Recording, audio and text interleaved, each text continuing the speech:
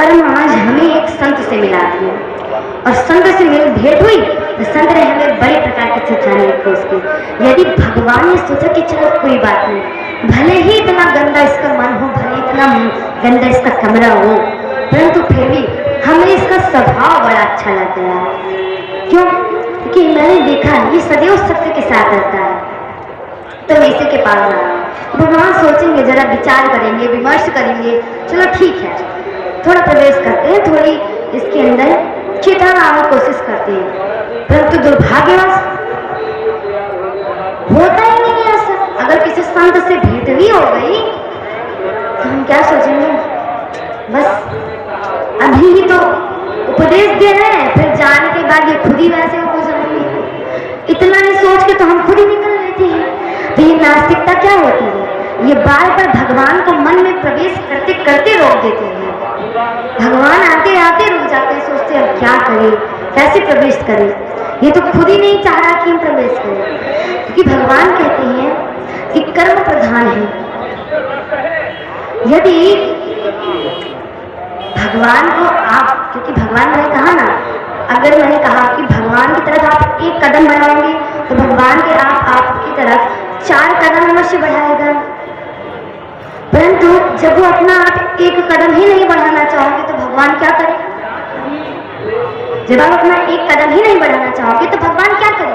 उसमें भगवान की कोई गलती नहीं, उसमें गलती आपकी हो गई, क्योंकि भगवान ने आपको सही मार्ग पर लाने की बारंबार कोशिश की, बस आप ही नहीं आना चाह रहे थे। आपको तो कहीं और की परिधि भागे चले जा रहे थे। प्रियात्मा ठीक इसी प्रकार है, हमारा और आपका मन उसी कमरे की प्रकार है। भगवान सबके मन में जाते हैं और सबको झांक के आते हैं और सबका कमरा देखते हैं और सबके कमरे को देखते हैं, परंतु कई कई कमरे में प्रवेश करने देते हैं। हाँ, प्रभु आए हैं, प्रभु की आरती उतारो, प्रभु को बैठाओ, उनको भोग लगाओ, परंतु कुछ कुछ अपने ही अहम में रह जाते हैं, अपने ही अहंकार में। तो भक्ति देवी ने अपना निवास स्थान मांगा सनातन ऋषि से।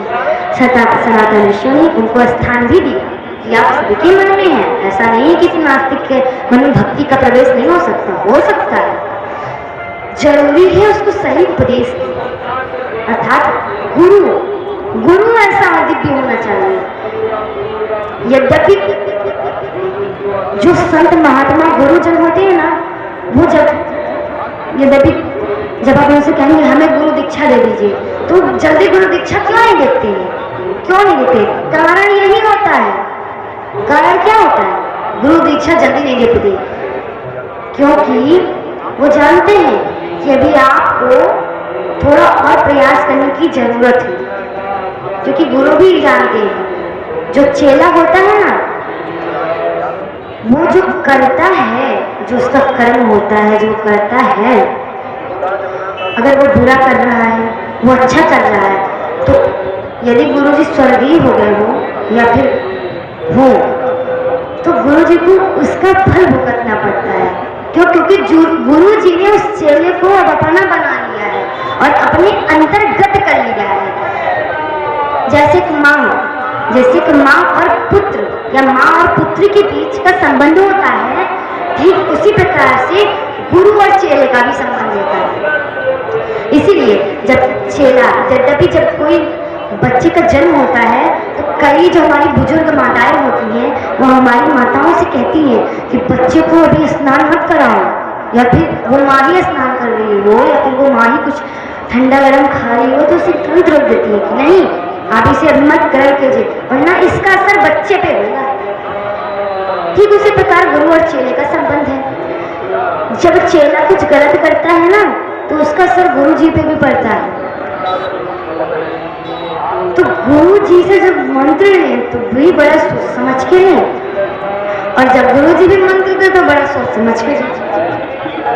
इसीलिए अधिकतम गुरु और त्यागी जो गुरु होते हैं, इतना विचार और विमर्श करके ही किसी को गुरु दीक्षा देते हैं। जल्दी गुरु दीक्षा नहीं मिलती किसी को, और जिसे मिल भी जाती है तो उसको इतना परिश्रम करना पड़ता है। इसीलिए कहते हैं कि जाओ अभी कुछ दिनों बाद तो मिलेंगे गुरु दीक्षा, फिर कहेंगे कुछ दिनों बाद देंगे। इसलिए कराना चाहते हैं क्योंकि वो जानते हैं कुछ कमियां जो कमियों को जब हम सुधार लेते हैं तो गुरु दीक्षा में प्राप्त हो जाती है। फिर आते शिव भक्ति महारानी, जिनको अपना निवास स्थान मिल गया। क्यों? क्योंकि वो समझ गए कि एक नास्तिक के अंदर भी मैं प्रवेश कर सकती हूँ और आस्तिक के अंदर तो मैं